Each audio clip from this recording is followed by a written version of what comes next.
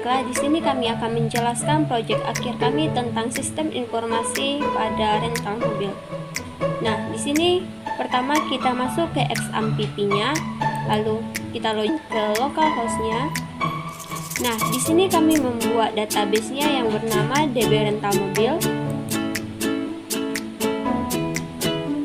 Nah, di DB rental mobil ini terdapat beberapa tabel, yang mana kami membuat tabel yang pertama di sini ada TB login, yang kedua TB pelanggan, ketiga TB transaksi, dan keempat TB mobil. Nah, kita masuk di TB login.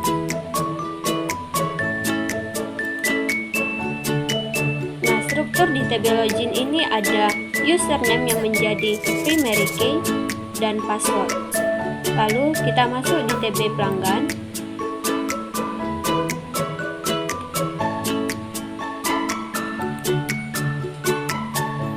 Di TB pelanggan ini ada pelanggan ID yang menjadi primary key, lalu ada nama, alamat, email, dan telepon. Nah, selanjutnya di sini ada tabel TB transaksi.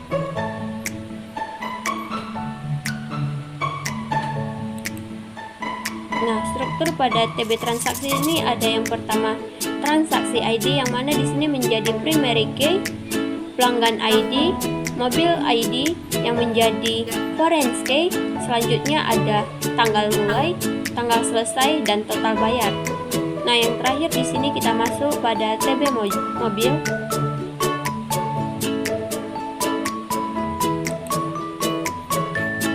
Struktur pada TB mobil ini yang pertama ada tipe, kedua mobil ID, yang mana mobil ID menjadi primary key, merek, harga, dan status.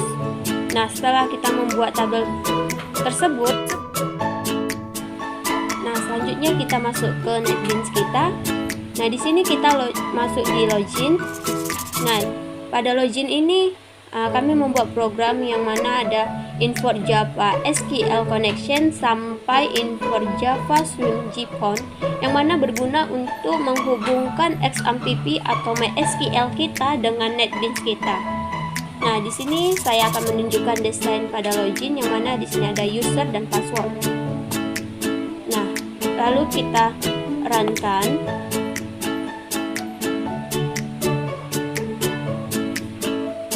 Nah, di sini kita belum membuat akun. Lalu kita masuk membuat akun, kita klik registernya.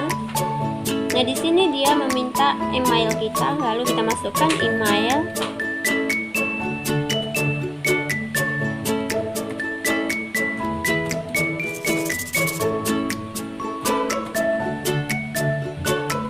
Lalu di sini ada username, kita masukkan username, contohnya Gladys, double S-nya Tria. Lalu di sini ada password.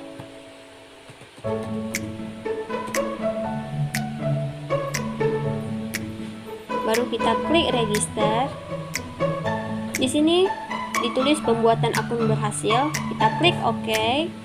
Nah, lalu kita masuk ke username yang kita buat tadi dengan password yang sama. Lalu kita klik login. Nah, di sini ditulis Anda berhasil login. Lalu kita klik OK. Nah, di sini selanjutnya kita masuk ke rental mobil. Lalu kita klik untuk menyewa. Di sini terdapat ada ID pelanggan, nama, alamat, telepon, dan email. Lalu kita masukkan. Contohnya 003. Di sini namanya Gladys. Alamat Tembung.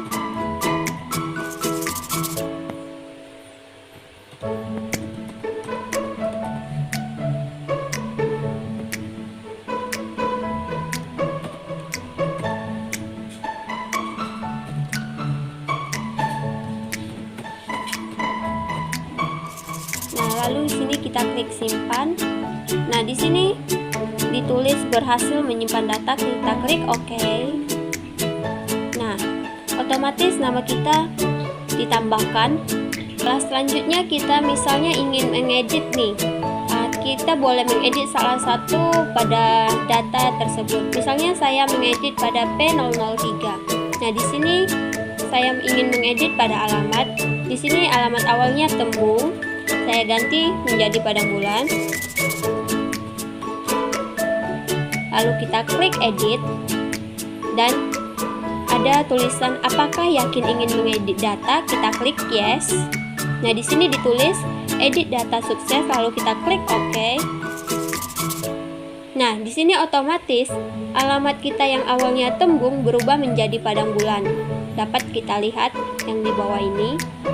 Nah, untuk selanjutnya menghapus nih, kita klik yang bebas nih. Saya mau mengedit yang P03.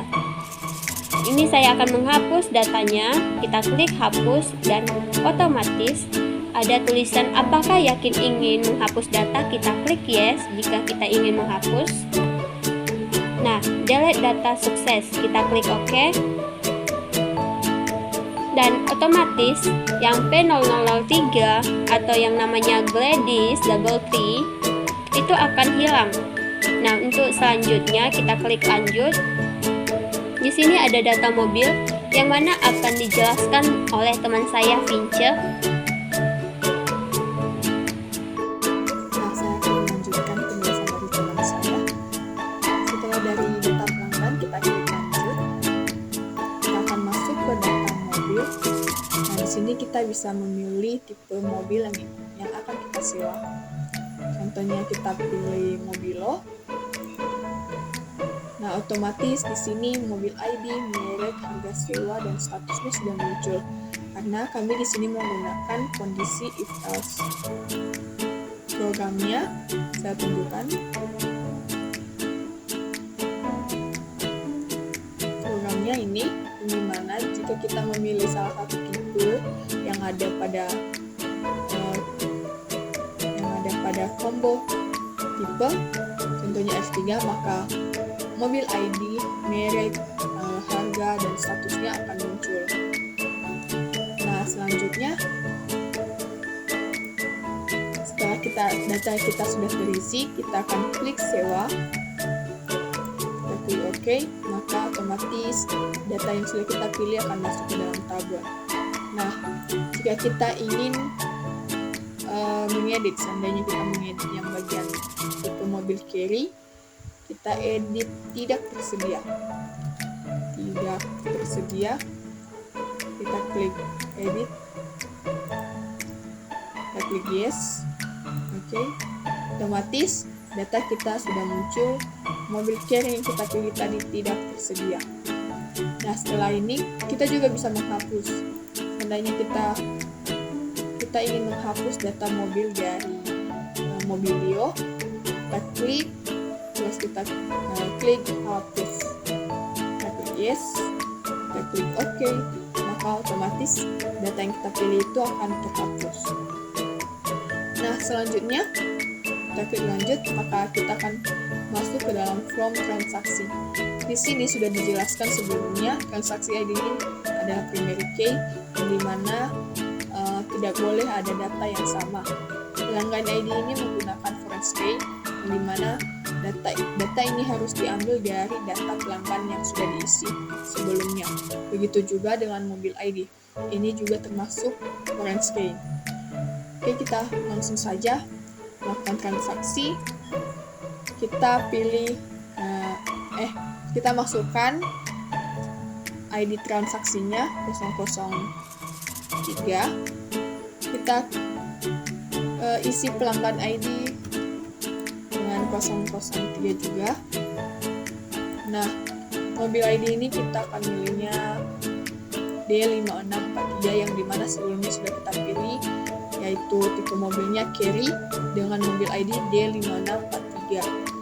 Tanggal sewanya kita isi 2024 bulan 6 tanggal 20. Nah, tanggal selesainya kita isi juga di 2024 bulan 6 tanggal 25. Nah, bisa kita lihat lama sewa yang lama sewa ini atau jangka sewanya yaitu 5 hari.